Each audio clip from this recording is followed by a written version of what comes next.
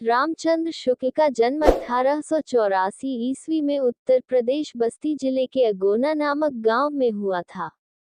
इनकी माताजी का नाम विभाषी था और पिता चंद्रबली शुक्ल की नियुक्ति सदर कानूनगो के पद पर मिर्जापुर में हुई तो समस्त परिवार वहीं आकर रहने लगा।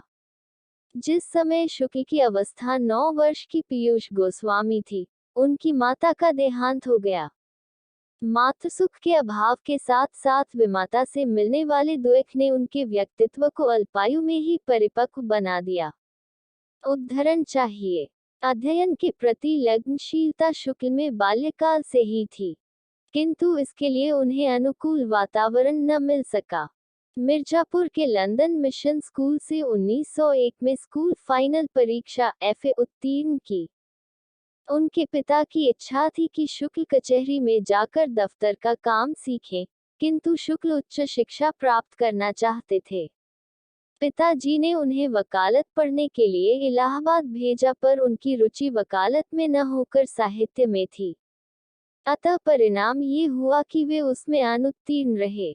शुक्ल जी के पिताजी ने उन्हें नायब तहसीलदारी की जगह दिलाने का प्रयास किया, किंतु उनकी स्वाभिमानी प्रकृति के कारण यह संभव न हो सका। 2. 1903 से 1908 तक आनंद कादम्बिनी के सहायक संपादक का कार्य किया। 1904 से 1908 तक लंदन मिशन स्कूल में ड्राइंग के अध्यापक रहे।